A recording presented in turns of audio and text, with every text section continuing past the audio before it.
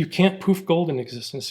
People have been trying for millennia, right? That's true. I mean, gold is literally formed when two neutron stars collide. Right.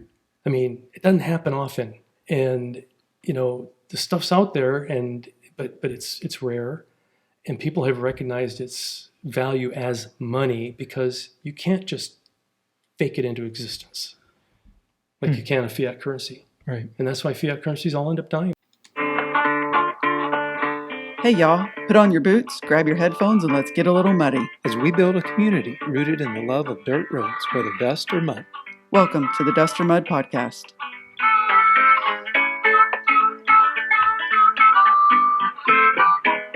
Hi, welcome back to the Dust or Mud Podcast. Welcome to episode number 11.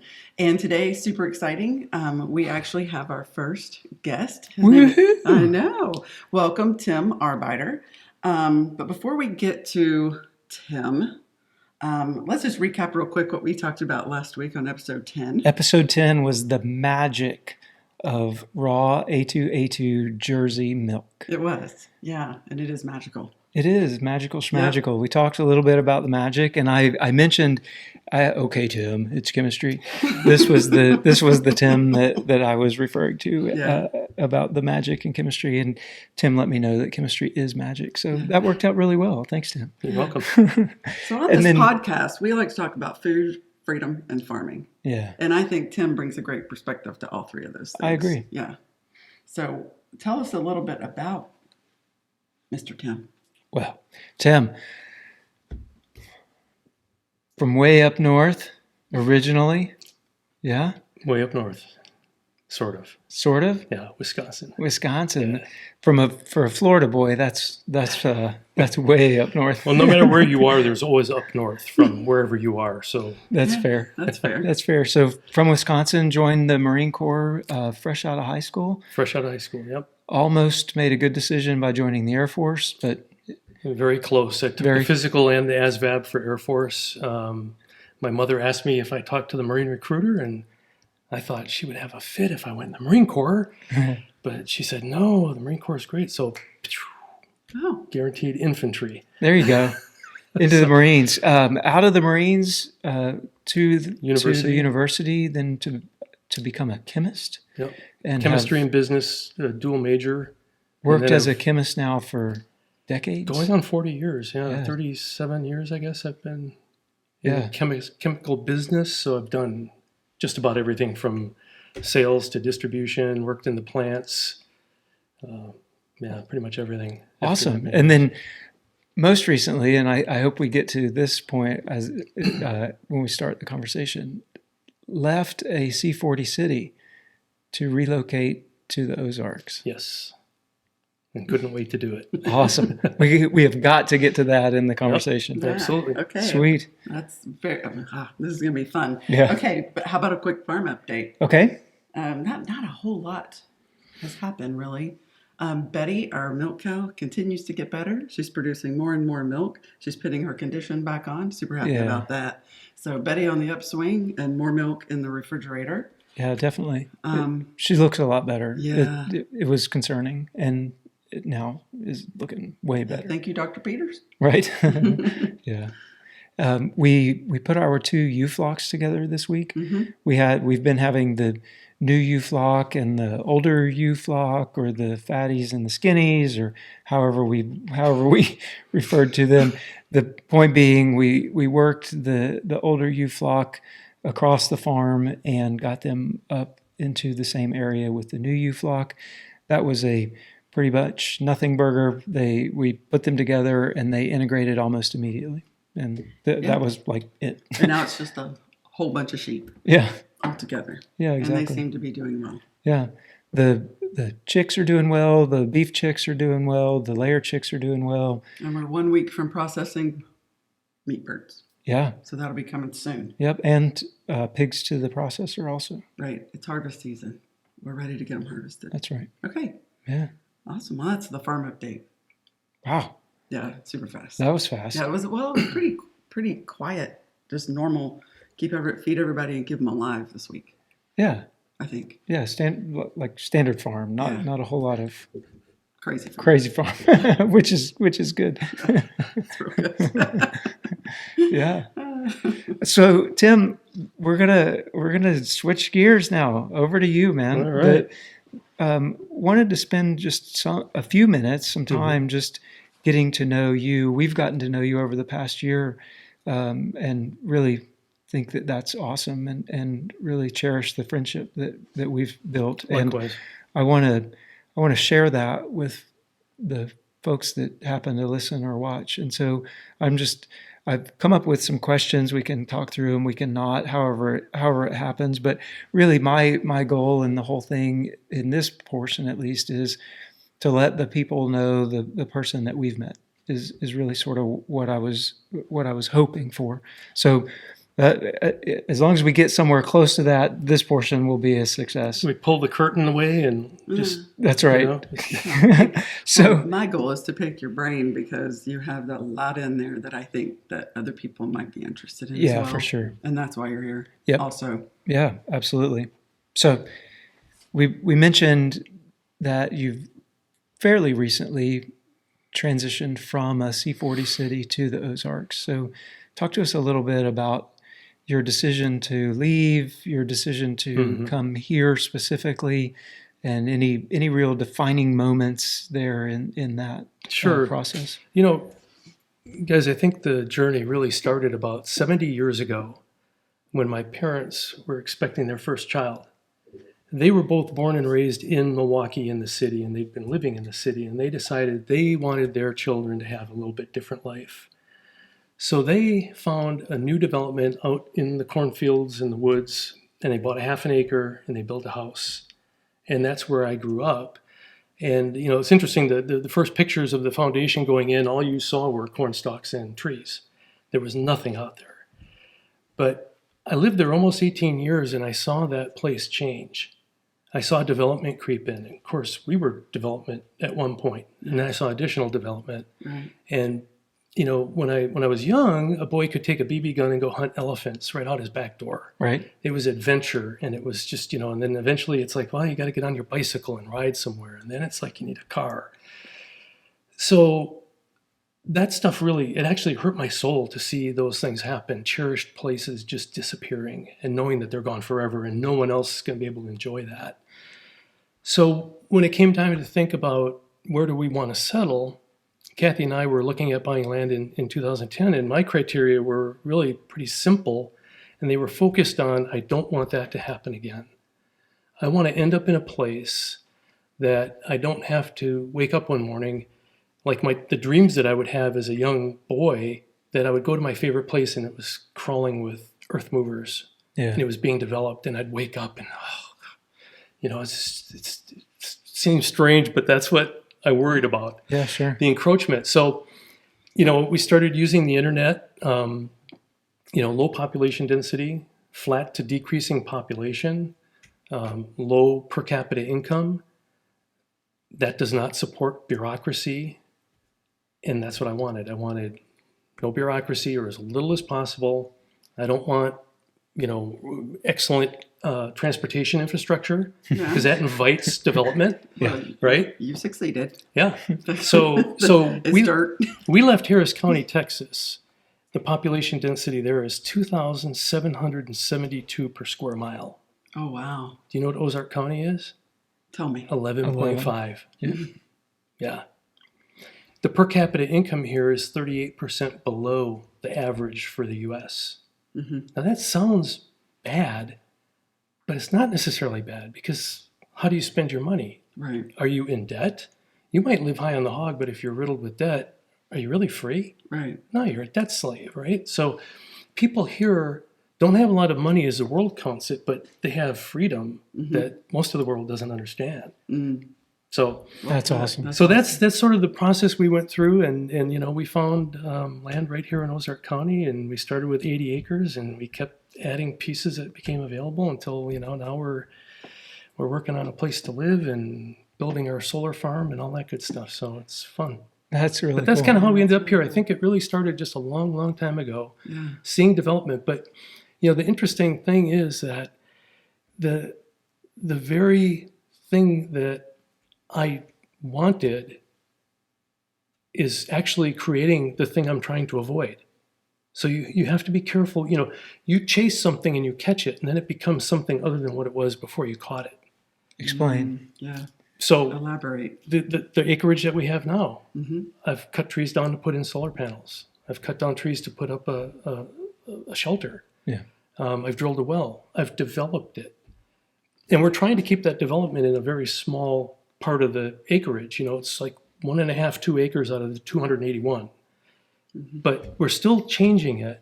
And so I think, it pays to think about, be purposeful and thoughtful about what we do to the land. Yeah. And for me, you guys are commercial farmers in a sense. I mean, you're farmers We are. first and foremost for yourself, but you also are commercial. Oh, yeah. Yeah. And for us, it's more about, you talk about the ark, building a place that can serve as that purpose Yeah. for people. So should we define an ark? Yeah. What's an We're ark? gonna. Yeah, well, we can go there can right go now. there right Yeah, now. I mean- absolutely. So Yeah. we teased Let's that do during the Yeah. end of the episode last week that, that we were going to have Tim on, and he's building an ark. But not literally. Those were your words. I called it an ark, and I think if we look at like a biblical ark, Yeah. it's something that's designed to carry people or animals or things through a dangerous time. Mhm. Okay, so it's a preservation capsule to get you from point A to point B, and what's in between A and B is difficult. Yeah. So we'll probably get into this later, but I see some difficulties for our nation, and I think about my family, and I think about friends, and honestly, I think maybe 5% at best people in the country really sit down and give serious thought to what are we doing, and where is it heading for us, and what sort of things should we be gaming out in our mind that we need to be prepared for, and what do you really need to survive? You need security, you need water, you need food. Yeah. Right? Mm-hmm. So I want to be in a place where I can have security and I can have water and I can have food. Mm-hmm. This gives me a chance, Sure. Yeah. and hopefully community. Because that's the other essential, that's like the secret sauce that makes those other things work. Because if you don't have community, you can so easily lose any one of those three things and then you're done. Yeah. But if you have community, hopefully when I'm weak, you're strong. When you're weak, I'm strong. Or where I'm strong, I can help you. And where you're strong, you can help me. So that's the arc it's our provision. It's going to get us from point A to point B. Yeah. Everyone thought Noah was crazy for building an ark, right? Right. We did. But And turned out to be a good Turned plan. out. Didn't we it? were and we were looking at it. It took him. They don't really know exactly how long it took him to make it, but somewhere they estimate around 100 years. hmm It feels like I've been working on my septic tank about that long. Well, when, Right? when you're digging a hole in the Ozarks, Yeah. It takes a it long takes time. a long time. Yeah. For a septic tank. Doesn't take long to hit rock. No, it does not. No. So, other than rocks and septic tanks, any challenges that you've faced, either in the development that you talked about, or actually in the move here? Yeah, I think there was one really, really large challenge. And that was, so in 2013, I retired for the first time at 54, 55. I knew I needed to go back to work. I just needed a change. And a couple of things lined up and it made sense to retire. Well, a year later, I found myself back in the same company, in a different job, but doing much the same thing. Building a second retirement, building a second 401k. So I said, okay, I got this retirement money. What do I do with it? Do I just sit on it? I thought, well, that's not being a very good steward. So I did a little, looking around, and oil had been really getting pounded. And a lot of the oil services and exploration and, the deep water drilling companies were doing quite poorly, and their stock prices were very depressed, but they were still paying dividends. So you could invest in these companies at this lower price than what I was playing with them years before and get, 8, 10, 12% dividends. I thought, I'm just going to stick it there. And if it never comes back up, that's fine. The dividends are great. We went to South Africa on vacation in 2015. And when we came back, there was like $300,000 was gone Oh no. in one vacation. Oh, wow. You know, it's like, oh my goodness. So then you're like, okay, I'm not going to jump out now. You know, in the middle of the rapids, I'm gonna ride this out because oil is the lifeblood of the country. Yeah. Well, nobody thought oil was going to go into the 20s and 30s and just stay there for an extended period of time. Bankruptcies galore. Oh wow. So, you know, we ended up losing significantly more than $300,000. Right. And so that changed our whole perspective on when do we retire and what do we do once we retire.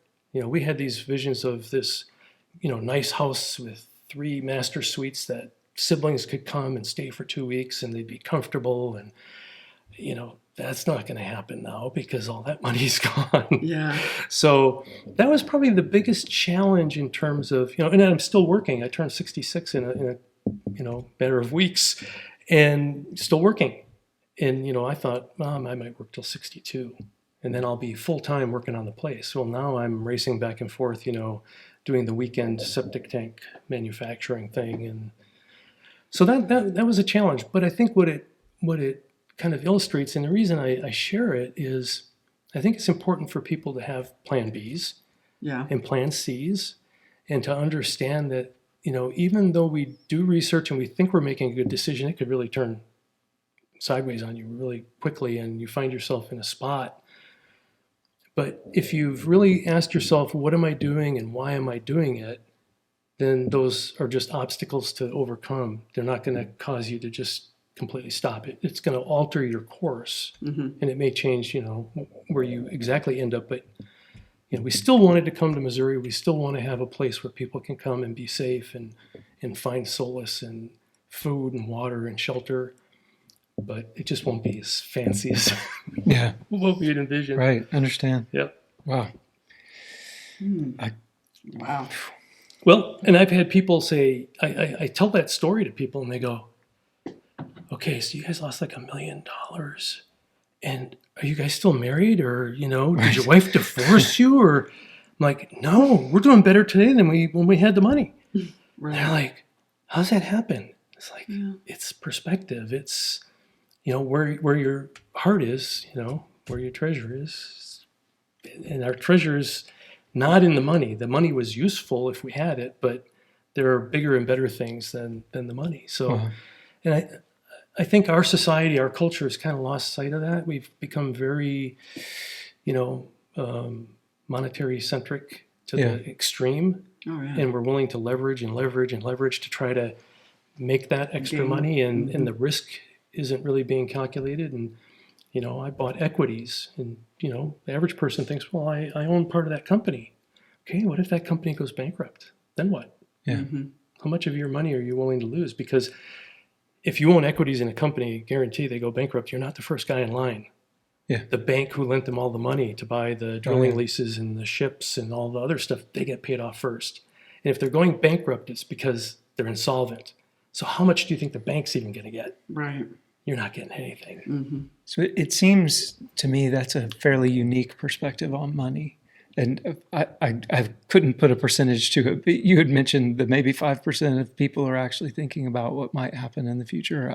It would seem that maybe even less than that would share that perspective on money. Do you find a difference between where you left most recently in Houston and where you are now as far as perspectives on money? Like, is there a geographic area? Like, you mentioned the sort of depressed economy here and not necessarily there.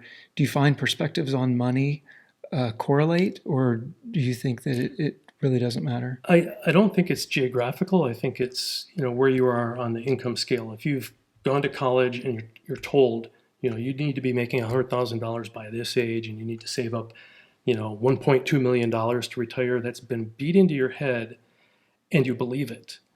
And you're not self-sufficient. So you realize I have to buy my food in a grocery store. If I have to have work done on my car, I have to pay someone to do it, right? How many bearings have you changed on your Ford truck? A bunch. But think if you'd had to pay someone every time they were working on a piece of equipment or preparing a piece of food. Right. I couldn't afford to live like that. And the people here, they don't even expect to. They just know. We have to fix it. Yeah, we just Yeah. get after it. So I think it's income level based. Interesting. And that's where we get to, the whole idea of hardship, the old saying, hard times make for strong people and strong people make for good times and good times make for weak people. So adversity builds a certain character, however you want to define that, and a certain perseverance. It's either that or you're curled up in a ball and you just perish. Right. So if you can survive adversity, it just prepares you for whatever's coming next. So I think people should embrace adversity. They should embrace difficulty. They should dig their own hole for their septic tank. Yeah. Maybe use just a toothbrush or something. No, but point is that, we're trained to not be self-sufficient and to avoid adversity. And we really ought to just put ourselves out there and say, you know what? I've made mistakes on the property doing various things, Fortunately, I haven't killed myself. I've got a few joints that don't work quite right anymore, but you learn and you can look at it and go, okay, that's the solar farm. We were told by a local guy it would have cost me $60,000 to have that solar farm developed. And I did it with my 5 Series John Deere. Right. Yeah. For, $100 worth of diesel and my time. Yeah. And some wear and tear Yeah, on me and the diesel, the tractor. But the point is, if we don't put ourselves in positions to even have those choices, we're never going to learn from them. So anyway, I think that's... So future goals. It took Noah maybe 100 years. Yeah. Yeah, well, we're supposed to get concrete poured on Thursday for the floor of the Quonset, so Nice. That's a step. But longer future, I think for us, what we really want is to become a part of the community and to hopefully be a blessing to people in some way. However, whoever God brings to us, and in what way the people that have a particular need that we can enter into their life and serve, whether it's tutoring, or giving perspective of what it's like to live in a big city, or talk about the military. Yeah. They may have questions about that, and is it right for me, and how do I process all that? So we hope that we can become plugged in with people that we can in some way enrich their life with no expectation of anything back, because we don't believe God's put us through what we've been through just to sit on the porch. Right. It's like we're supposed to be now going out and Right. interacting and hopefully using the things that we've learned, hopefully. And sometimes it's sharing with people what you did wrong. Right? Yeah, absolutely. Don't do this. Or if you're doing it. Learn from what I did. Yeah, exactly. Yeah. Wow. Well, so you mentioned maybe sharing experiences and counseling people on things. You were a Marine. I am a Marine. I knew you were going to say that. Yeah. It just doesn't leave you. It hasn't left me. Yeah. It doesn't. Give me a rifle. I'm ready to go. Yeah. So talk to us just a little bit about how whenever you first left high school, you went into the Marine Corps, they made you into a Marine, and how that has changed your perspective on life in general, and any specifics that you kind of have. Having been in the Air Force, we know our perspective. Him in the Air Force, we know what our perspective is. But the Marine Corps is just a little bit different. Well, and I went in as an enlisted man as well, Right. straight out of high school. Right. I wasn't an officer, and actually that was one of the things that really struck me in the Marine Corps was the stratification of society in the military. And what's between the strata? A college degree. Yeah. So you've got the enlisteds, and you've got the commissioned officers. And education, specifically a degree of some sort, doesn't have to be any particular degree, but it's just you've proven that you can go be educated and you can meet the requirements and you can get the sheepskin.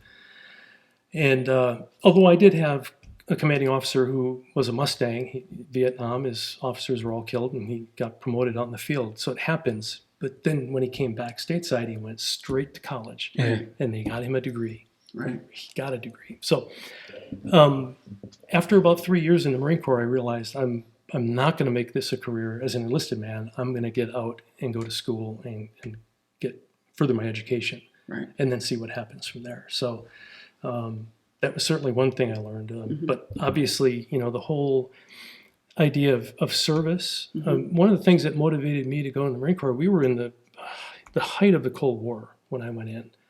The Soviet Union, the propaganda going both ways. We were all deathly afraid of each other, and we'd been told by our own governments that the other guy was just he was trained to do nothing but to come take you out. Right. So I had this idyllic, image in my mind of Americana, two young people getting married and buying a house and having children. And I thought, we've got freedom, we've got liberty. I'm not going to let them take that away from these people. They're going to have to kill me to take it away. Right. And I thought, I'm going to go and I'm going to be, I'm going to do this. And I never really felt like that was pie in the sky or dumb. I think there was a real need for people to step up at that time and stay strong and be ready. And of course, the danger is always there, Right. and some of the danger is self-inflicted. But we have to be. If we think our system is superior, we need to be ready to defend it. So that leads us to the following question. If a youngster, high school senior, came to you and said, "Hey, I'm really thinking about the military and in general, and specifically the Marine Corps. I'm hearing mixed signals on the news and such. You've done it, you've lived it. What do you tell that guy or girl?" Are you ready to have your bags packed and on an hour's notice be on a plane heading into a fight? If you can't picture yourself doing that, don't go in the Marine Corps, don't go infantry Marine Corps, because that's what you'll have to do. I mean, we had air alert. When we weren't deployed, even when we were at base at Camp Lejeune, you get air alert rotation and your stuff is packed and ready to go. And you can't go anywhere without your superiors knowing where you are, how to get a hold of you. You've got to be back there within 2 hours, and then you're going. Everything's packed. Vehicles are packed. I mean, that's the life you live. And I know you've had the same thing in the Air Force. Absolutely. So, and I have a friend that calls me an earth pig. He's probably going to watch this. but I almost brought some crayons. yeah, he calls me a crayon muncher too. But there's some truth to it. I mean, it's a different kind of life. If you look at the ASVABs that are required for the average Air Force job versus the average Marine Corps job, there's probably a 20-point difference. Right. And it's because the Air Force is highly technical. And if you like technical things, if you've got a mind for those things, you want to go in the Navy or the Air Force probably, because they've got the best jobs there. And those are jobs that you can translate right out into the civilian world if you decide to not make it a career. The things you get in the Marine Corps, especially in infantry, are much less tangible. They're real, but you're not going to go to a company and say, "You should hire me because I learned how to do this, this, and this." They're going to look at you like, "We don't do that here." Sorry. Hopefully you learn perseverance, attention to detail, mission, how important the mission is, that, you're willing to sacrifice yourself for a mission that's bigger than you are. So there are a lot of changes going on in the military right now. I don't know if you keep your finger on the pulse of that. Just the overall mentality and things coming down from the top, from leadership, and being asked of service members across all the branches to conform to certain ideologies across the board. That's just kind of everywhere right now. And considering those types of things and the direction of the entire broader nation and everything, would you recommend a young person join and defend the same way that you did during the Cold War? Well, going into the uniformed services is a sacrifice, any way you slice it. And the question would be, are you willing to sacrifice your ability to say no to certain things in order to still serve? I mean, there's some things are non-negotiable, But you have to figure out for yourself which things are negotiable and which things I'm willing to negotiate on in order to achieve that higher purpose that might be there for someone that's going in. So it's not a question I can answer for anyone, but it would require some soul searching, and you just have to ask yourself, how far are you willing to go? And what are you willing to take of your own personal beliefs and say, I'll subjugate those to the greater good? I mean, there are things you could ask me to do that I don't care what it is. I'm just not going to do it. But there are things that I wouldn't like to do that I might do in order to achieve an end goal. Yeah, sure. And that's a hard thing for an 18-year-old to figure out. Yeah. I mean, 60-year-olds, 70-year-olds struggle with it. Right. So. Very good. Yeah. Not the answer you were expecting. Well, I wasn't expecting anything. Oh, okay. I just wanted to hear what your thoughts were. Yeah. Yeah. I think it's good. It's just right off the cuff. I mean, exactly. That's really, really just good. winging it. So shifting gears, you have an interesting digital identity. You think?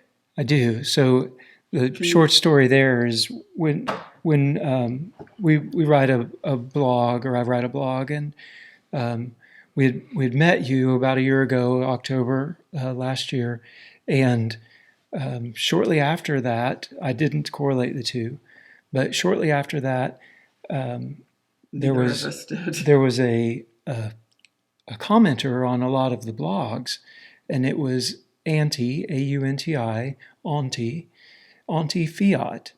And the first few times we're notified when somebody's on the website looking at a page and the IP address of where they're looking from.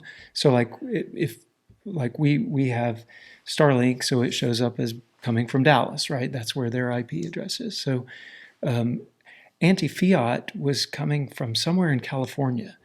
And so we were perplexed. The first time it was like, okay. And then next blog, there was another comment from Anti-Fiat California. And we're like, man, I can't think of anybody that we know in California. And I assumed that it was a female because that would be, commenting that we would know of as Anti-Fiat. I mean, we know people in California. We've got friends and family there. We have friends all over the whole And so like world. the California wasn't it. Yeah. It was who do we know that identifies as Anti-Fiat? And obviously because it was anti, it was a female, right? A female Italian car. Right? And then I forget exactly how we ended up putting it together, and it was like, oh my God, that's Tim. Yeah. So you've got to talk to us about Anti-Fiat. Anti-Fiat. Yes, it's a man who identifies as a female Italian car. Right? Yeah. Sounds like he should join them. No. Yeah. It's a play on words, obviously. In Wisconsin, we pronounce that anti. My aunt, whatever, or auntie, whatever. Me too in Florida. Okay. So anti-fiat. And fiat is a reference to fiat currency. So it's one of my pet peeves. Yeah. This idea so we don't know what fiat is. So fiat is a Latin word, and it means either like a decree or let it be.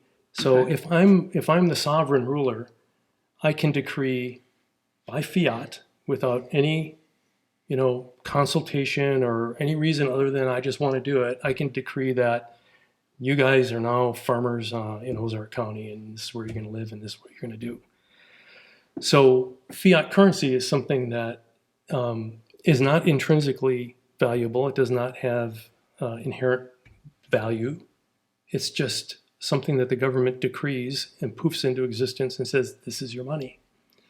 And it's not really money, it's currency, because money has a function that currency doesn't have. One of the key functions of money is preservation of wealth. So if you work 10 hours and earn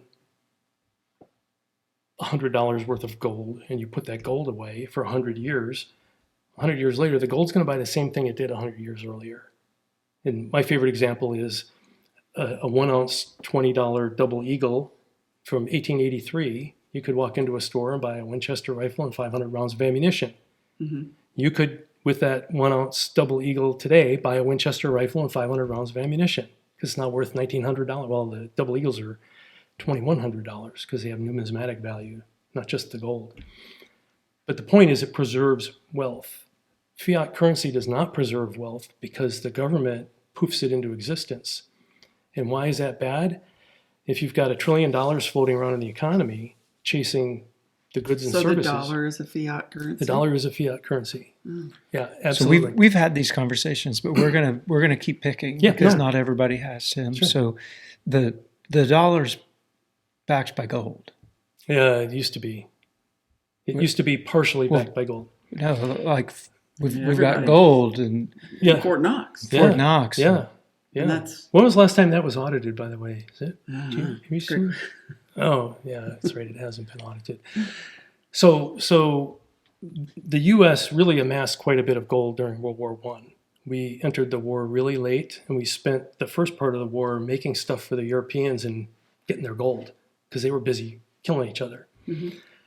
And then World War II, we stayed out for the first few years, and we got some more gold. And by the end of World War II, we had like close to half of all the world's gold reserves just in the U.S. So we were the elephant in the room. So when the Bretton Woods Council came together to decide what are we going to do about money as World War II is winding down, the United States got to be the reserve currency. And only the dollar was pegged to gold. All the other currencies were pegged to the dollar. So they were only pegged to gold through the dollar. But the dollar was going to be anchored to gold at $35 an ounce, and it was just going to be, a certain fraction reserve. It's not dollar for dollar. But what happened pretty quickly after that is the U.S. started printing more dollars than we had gold reserves. And as early as the 50s, the nations in Europe knew what we were doing, and they started taking their dollar reserves and giving them back to us and saying, we want our gold. Here's my $1 billion. I want $1 billion worth of gold. And the straw that broke the camel's back was when de Gaulle from France came and sent a warship, said, put our gold on my warship. And that's when they were like, okay, the jig is up. We've got to do something. And then Connolly, who was the Secretary of Treasury at the time, hatched this idea that, we've got to get off this gold standard because it's going to kill us. We're going to lose all of our gold. The U.S. had lost roughly half of its gold reserves by then, by 71.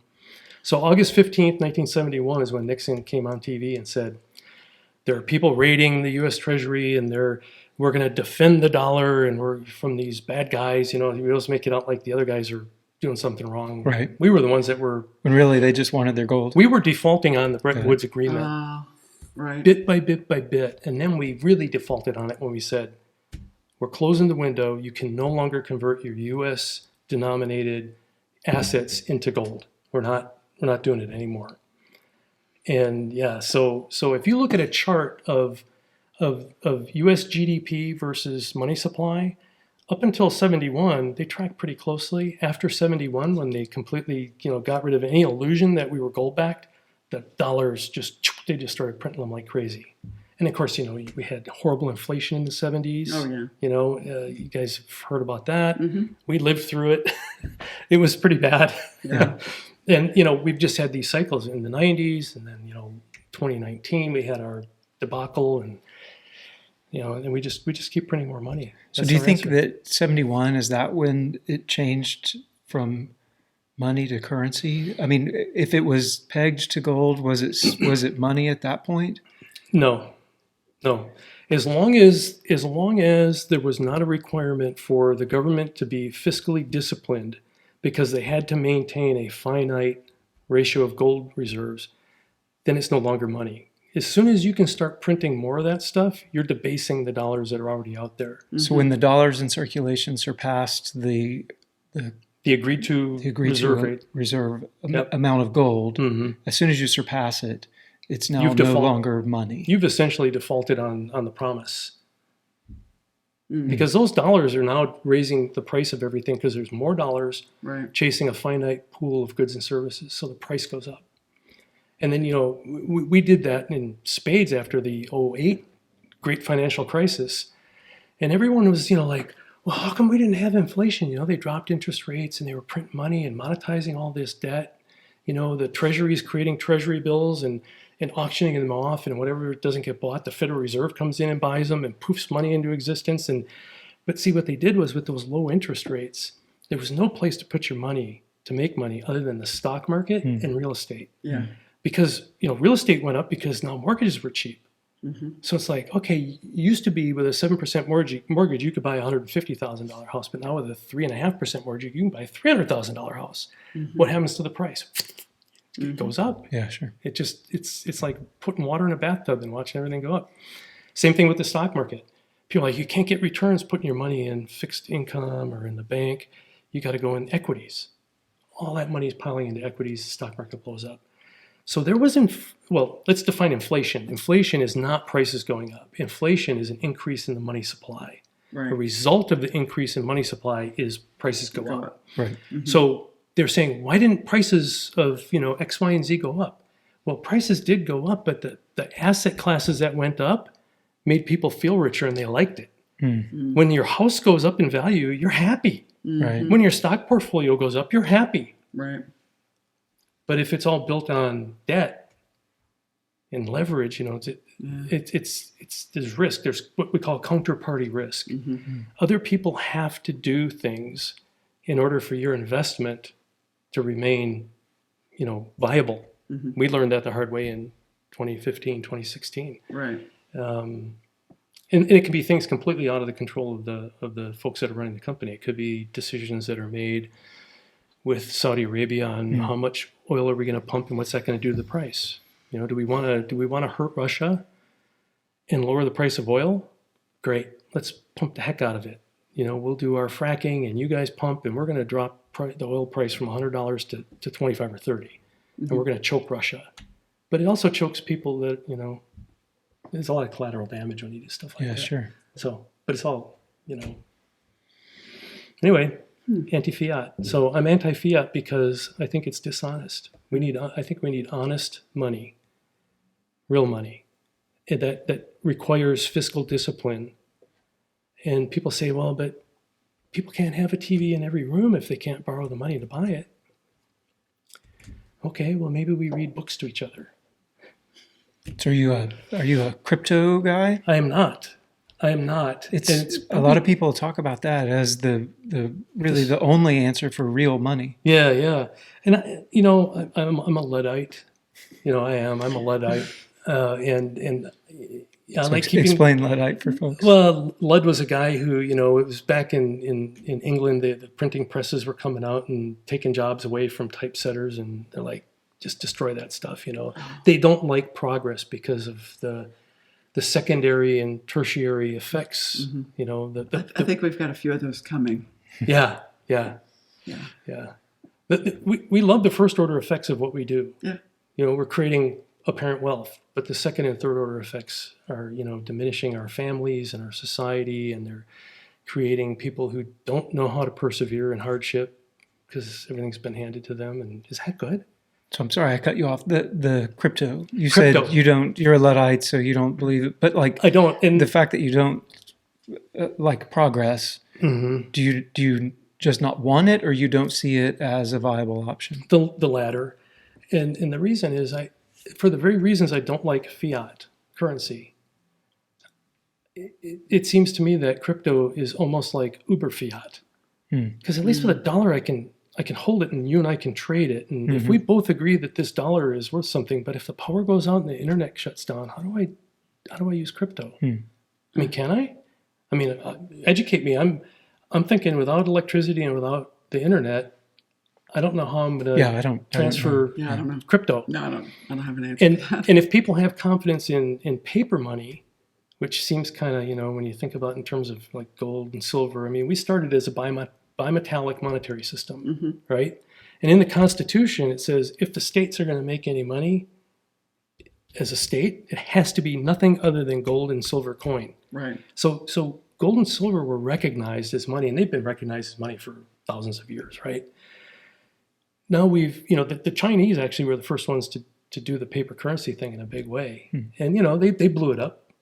And every fiat currency has blown up at some point. I mean, it's just hang around a while, it'll happen. Yeah. So I see crypto as sort of like even more, out there in the ether. I can't touch it. I can't see it. I can't melt it down and make a bullet out of No, it. you can't. I can't melt it down and make a ring out of it. Yeah. I can't make a necklace. I mean, what can I do with a Bitcoin? It's like imaginary in the Ethernet, and So that's why. how do you see this happening then? We've got 30, almost $4 trillion dollars of debt. 35.5. 35 now. 35.5. and We a half. turned 35 like a week and a half ago. We've added $500 billion in debt in the last like 10 days. Awesome. So you've got $35 trillion dollars of debt. How do you change the system such that it's now gold based? Yeah, it's painful, especially as far along down the road as we've gotten. Kathy will laugh. My analogy, I've been using this analogy for 10 years, and it's a little crude, but it's fit for family, I think. I liken our fiscal situation to a raccoon caught in a leg hold trap. He has two choices. Yeah. He can either just lay down and wait for the trapper to come shoot him in the head, or he can chew his leg off and hope he doesn't bleed to death as he makes his getaway. But that's what anyone who's basically doing what we're doing, you're either going to have to hyperinflate your currency and make your debt become basically nothing. Like a loaf of bread is $1 trillion. So Which now was after World War I, what Germany did, right? Exactly. Before the end of World War I, an ounce of gold in Germany was 170 Deutschmarks. And by 1924, it was like 170 trillion. Wow. I mean, it's just, it's like that. It's unfathomable, but that's hyper. Truly hyper. That is True hyper. They were paying people like at one point every hour. You get paid, your wife would come, give her the money, she'd go to the store and hope to find something to buy with it. Because if you waited until tonight, the price is going to be double or it's going to be gone. Oh, wow. Wow. And that didn't really settle in until people lost confidence in the money. People were hoarding dollars. You've got Gresham's Law. Gresham's Law says bad money drives good money into hiding. So if you've got gold and silver and you've got dollars and you have to spend money, you're going to spend the dollars as long as they buy something, and you're going to hold the gold and silver back. Right. Well, people were actually kind of burying their Deutschmarks underneath the mattresses and whatnot. But then at a certain point, it got to the point where all that money started coming out of hiding and flooding into the market because people were losing confidence in the system, in the government. And of course, Germany was hugely in debt for the war reparations, and they knew there was no way they could pay it back with Right. Deutschmarks that were worth, 170 of them to an ounce of gold. So they had to make it so that they could pay back their trillions of Deutschmarks with Deutschmarks that were just printed and worthless. I had the thought the other day, I'm like, should we get it while we can? Whatever the things are. As we see the... If we see something impending, you talked about an arc. We've talked about the debt. We've talked about the dollar. We haven't talked about de-dollarization, but folks can look it up. Like there's a lot of things that are happening right now. What Shelley's talking about is we've had the conversations. Are in your opinion, are we getting to the point where if you want a thing, you better get it? Like, do you see, is there like impending hyperinflation to where the money that you have is not going to be able to get you the things that you want or need? There's a website called Shadow Stats, and this gentleman has for years been calculating the rate of inflation based on the criteria that were used during the Volcker years in the 80s when we were suffering that inflation, and he raised rates to 20% to stifle it. So the government right now will tell you inflation is 5-6%. Shadow Stats says right now it's 11 or 12, and they've consistently been basically double what the official government number is. And they can cook the basket of goods. They can pull out the beef and put in some substitute. So the way they calculate inflation is they put together a basket of goods. Right. How much did that basket of goods cost? And then next year it's supposed to be how much does that same basket of goods cost? So what you're saying is they take out the fillet manipulating and the they put in hot dogs. You still have a pound of meat, but instead of filet, it's now a hot dog. That's right. So you're saying they're not actually comparing basket Apples. to basket. Correct. Really, they're comparing a different laundry basket worth of goods now compared to what inflation instead of was apples before. to apples, they're doing apples to oranges. Yeah. They're doing nice apples to rotten apples. Oh, Okay. And it's Even having a better. significant effect. It's not Okay. like, 5% versus 6. Mhm. It's like having the inflation rate if you use the Volcker basket. Wow. Yeah, it's very significant. Okay. So I guess my point is, I'll make a couple of comments. One is, one of the things I learned from our episode in 15-16 is diversification is important. Mhm. Don't let yourself get too many of your eggs in one basket. So Right.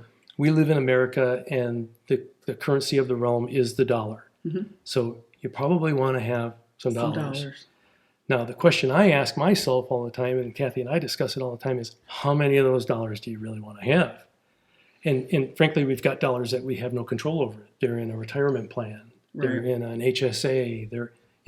Right. So it's like, how much of the stuff you have control over do you want to have in dollars? And, that's a decision that any individual or couple just has to make. But, I think the first and foremost, people need to make sure that they can eat, that they have water to drink, and that they have a place that they can be safe. If you don't have that, all the gold in the world is not going to help you, because you won't live long enough to spend it. So take care of those basics, and that's where we go back to the whole idea of hardship and austerity. Is that I think having to go out in the field and live out of your backpack for a week, Yeah. teaches you a lot about what's really important. Mhm. All of a sudden, things that I thought were important, it's like, what am I going to eat? What am I going to drink? How am I going to keep the rain and the snow off me? Mhm. And am I going to be able to start a fire so I Yeah. don't freeze to death? Those are, so take care of those things and make sure you have those things covered. Mhm. The food, the water, the shelter, the security, some community. And then as you can, any money that you think you have excess that you don't want to lose, personally, silver, gold. So to sort of drive that home, you mentioned it, but not in that specific conversation.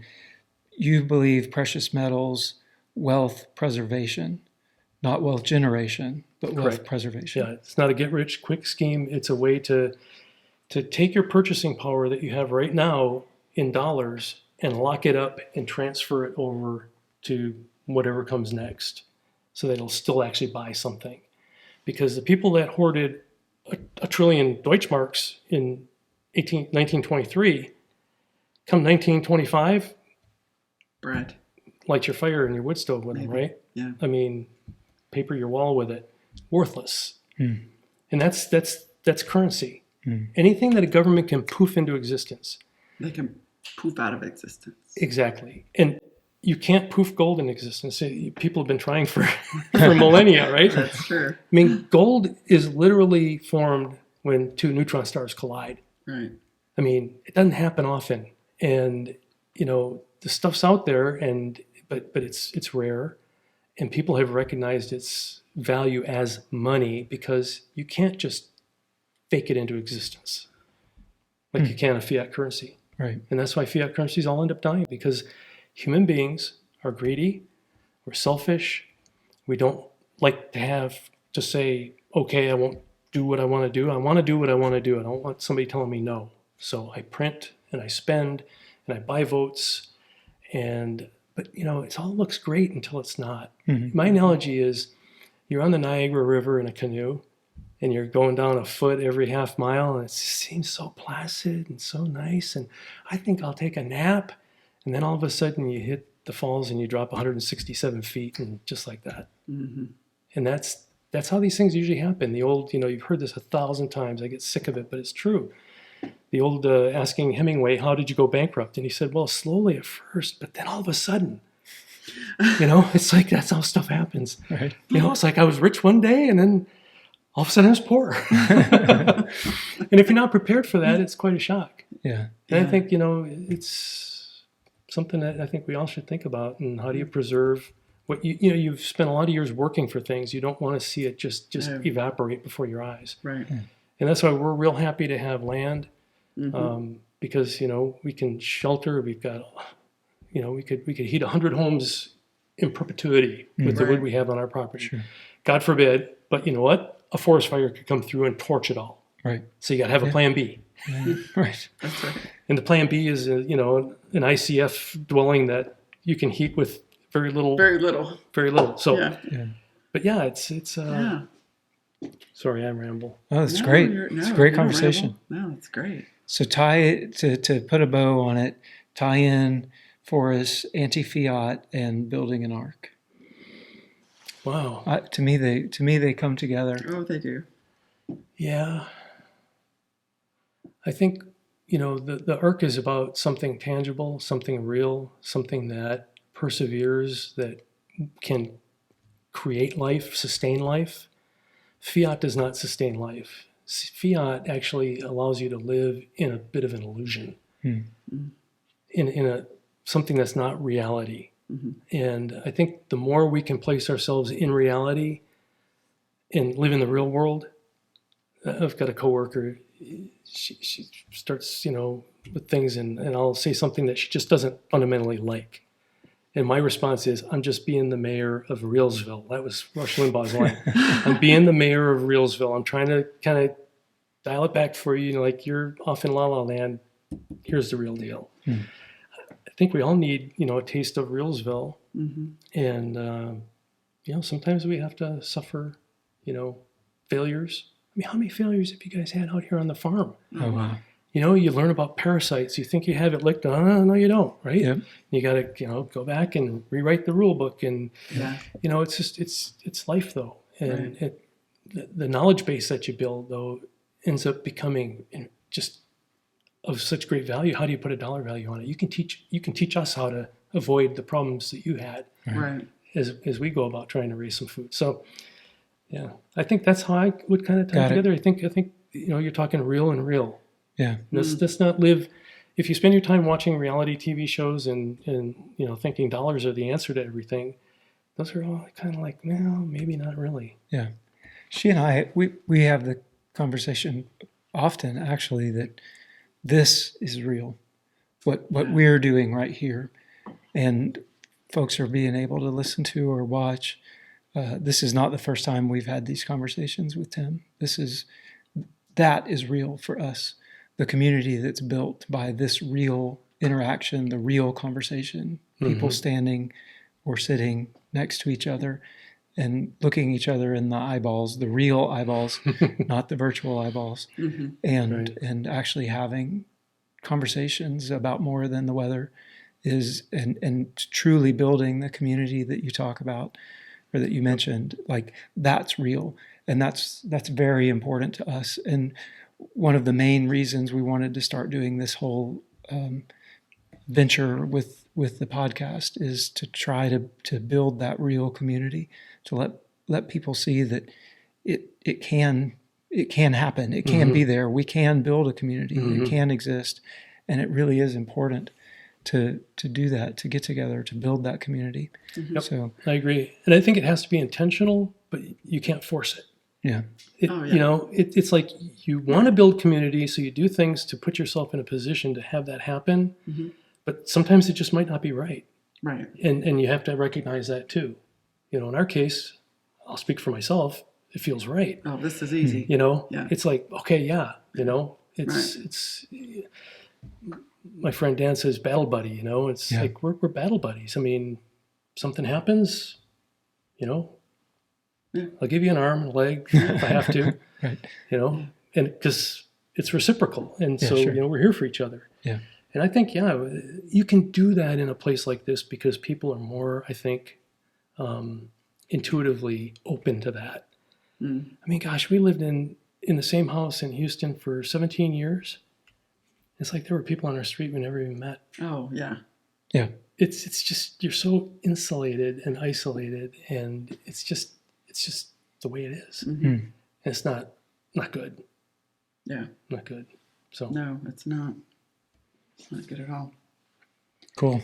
Well, So you say to us, and you've said it a couple of times, that, we're committed to you guys, and we're committed to you guys, and battle buddies, and in this together. And we farm, we grow food. beef, lamb, chickens, dairy, milk, all, those sorts of things. And you've made several comments to us in reference to, you guys are doing this. We want to support you as you're doing this, and we're committed to what you guys are doing here as far as the community is concerned and stuff. So would you mind elaborating on your thoughts just a little bit on that? Whenever a person is committed to community like that? So I guess we talked about this a week or two ago. I think I used the term selective dependence.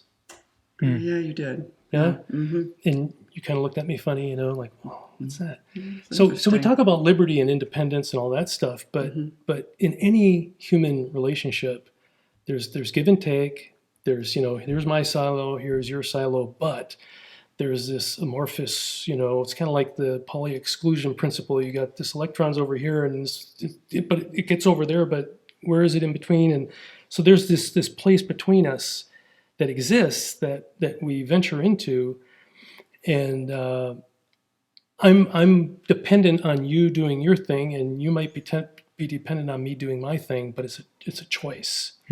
It's like when you get married and you have a spouse. You're saying, yeah, we're going to have a division of duties. We're going to back each other up.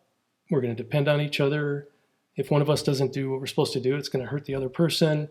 But we're willing to work through those things. And because human beings are human beings, right? We all, So I don't know if that answers the question, but I think, it's about understanding that I don't want to duplicate your efforts. You guys are becoming expert at what you do. And so from an efficiency standpoint, here's my, corporate sort of chemical industry thing. It doesn't make sense for me to duplicate what you're doing and do it not as well as you. If you can do your thing enough for me, and then there's something I can do for you, like you may never have to cut firewood again. It's like Tim will just come over with a big load of firewood once a year and you're set, that kind of thing. Right. Or, you have a tree fall across your lane. Tim, get over here, cut my tree. Yeah. I'm like, that's what I'm made for. Yeah. And you do your thing. You milk the cow and take care of the chickens. I'll take care of the tree. I love it. I love it. Yeah. Find those synergies. It's all about synergy. So, cool. Well, thank you so much. Yeah. So if we carry on just a little bit, we go back to the military. Last week. Oh, man. Here we go. We talked about Tim is going to love this conversation. We've talked about the bad barracks. We've talked about fat camp or whatever that was. So pre-army, pre-boot camp. So this one, what I teased last week was U.S. Representative Jim Banks. This was a 20 September press release for a hearing on meritocracy in the military services, accession, promotion, and command selection. So Representative Banks has prepared remarks. I'll go through a few of them. These questions, and what I said in last week's podcast, these questions go to our nation's founding principles: meritocracy, talent, and equality of opportunity. Across the country, these principles are under attack. They are being sacrificed at the altar of diversity, equity, and inclusion bureaucracies. Bureaucracies which demand racial and gender quotas regardless of ability. These performative social justice goals require government agencies and the military to trade skill, productivity, hard work, and ingenuity for a workforce which looks good on a brochure. This is demeaning to all Americans, including those singled out by quotas. Millions of Americans are frustrated with social justice agenda that pervades our schools, corporations, and now the Pentagon bureaucracy. For example, an August 9th, 2022 memo from the Secretary of the Air Force explicitly laid out quota goals for its officer applicant pool. Apparently, Air Force officer applicants should be 15% Hispanic, 10% Asian, 67% white, 36% female, and so on. Americans are fed up. He continued, "There is one place we simply can't afford to trade equal opportunity for radical ideology, the United States military. We must do whatever it takes to ensure that effort, hard work, and results are the only relevant measures of our service members. Skipping down some, lethality is the only standard that will matter on the battlefield. If these policies continue, we are placing military readiness and our national security at risk, and we are putting an end to one of the last great meritocratic systems in the United States. So that was his opening remark to the hearing. They had a group of folks that testified as panels. The first panel was attended by Peter Levine, former acting Undersecretary of Defense for Personnel and Readiness, Robert Greenway from the Heritage Foundation. There was one other gentleman, and then the second panel was represented by all of the different services. So I can sum up the services, what they said, at least during their prepared remarks, and if I could summarize, it was there's regulations on how to do promotions and accessions, and we do it that way. That was pretty much how it was summed up. We follow the regs. Yeah, pretty much. Each of them had like a page and a half statement. And the regs were set by whom? Congress. Congress. So the Undersecretary of Defense, former acting Undersecretary of Defense for Personnel and Readiness, Peter Levine, he highlighted 3 basic points. First, diversity strengthens our military, and military leadership is more effective when it appropriately reflects the force. Second, the military promotion system is merit-based, but that doesn't mean that we have been able to make it as colorblind or objective as we might like. And his third point, continuing on the second, a merit-based process is not the same thing as an objective process. Then his third point was the military has limited but important tools with which to promote diversity without undermining merit-based decisions. The twin objectives of promoting on the basis of merit and developing a diverse and inclusive leadership may sound inconsistent, but they are not. He wants a process as diverse as possible. Diverse services work hard that officers with diverse backgrounds are not disadvantaged in the promotion process by being pigeonholed into career fields and assignments with historically low promotion rates. Also ensure that boards that make promotion decisions are themselves diverse. So that was his statements. If I could quickly go through congressional testimony from Robert Greenway, director of the Center for National Defense at the Heritage Foundation. He starts by saying, woke ideologies and the politicians who promote them are eroding the effectiveness of our military by discarding the meritocracy, which ensures it is led by the most qualified, and replacing it with policies that seek to promote based on criteria other than performance and potential. Lots of different things that he goes on to say. One of the more interesting, this thinking is not only held by the president, also been espoused by his senior defense leaders, Air Force Chief of Staff at that time, and current, now Chairman of the Joint Chiefs of Staff, General C.Q. Brown, along with Undersecretary of the Air Force Gina Ortiz-Jones, Secretary of the Air Force Kendall, Chief of Space Operations at that time was John Raymond, all signed a memorandum detailing new diversity and inclusion goals for Air Force officers. These new goals would reduce the quota of white officers from 80%, as dictated in 2014, to 67%. More specifically, white men would be capped at 43%. White officers in the Air Force are currently around 77%, and 86% of pilots are white men. So he just continued on looking at some of the actual numbers. What if not that many people want to do it? Yeah. What if? Well, he talks about that in some of his numbers because they're talking about in the DEI as it applies to recruitment. They're saying that the recruiters aren't focusing enough on other folks. Okay. And his point that he brings out in 2015, 18.6% of young white Democratic men expressed a desire to serve in the military, only slightly lower than the 19.9% of non-Democratic men who wanted to serve. By 2021, that number had dropped to only 2.9%. So the folks that they're trying to reach, the number that want to serve is actually decreasing. So the outreach efforts either aren't working or are having an inverse effect of what they were wanting.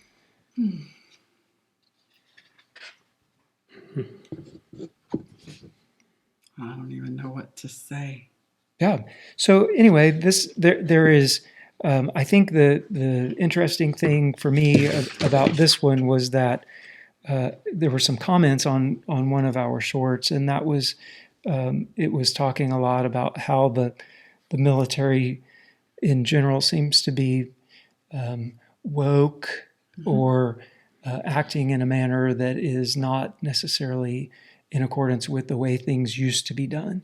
And so the interesting thing to me was that the folks making those comments seem to be spot on, at least as far as our congressmen are concerned, enough so that in a military readiness type hearing, he would convene a meritocracy, discussion about, at least in his opinion, that we're getting away from a meritocratic system with military promotions, especially, and I would. Well, you were subject to that and consequences, and it felt across our lives when a promotion board. It was time for a promotion board, and it took a really long time for the board's list to go up and then come back down and then go back up. And the reason that I had to make 2 trips from the board to the Secretary of the Air Force was because if I remember right, when the list made it to the Secretary of the Air Force, there were not enough females selected for the particular rank. And she said, not enough females, send it back. True? That is at least what we heard. That is not what was testified. What was testified was different than that, but absolutely that is what we heard was the reason that it took so long and that the list had to be redone. The testimony said that there are things that take time, like making sure that security clearances are correct and different things. So that's what I said. As far as the services go, the testimony was, we do everything in accordance with the rules. Thank you. Well, that may have been the rule. Well, if the Secretary of the Air Force says it, that's the rule. Yeah, that is what we were told at the time. I can't prove that. I wasn't there, but what we were told was that the list made its way up to the Secretary of the Air Force. She then turned it around and sent it back and said, not enough females on this list. And then the list went back up with more females. But I could tell you, too, as a female, and our daughter being a female is a fighter pilot. And there is, she absolutely 1,000% never wants anything in her job because she's a female. Yeah. She's like, don't. Yep. Don't associate my ability to do my job with my gender. Or anything. Yeah. I can do my job because I can do my job. Right. Yeah.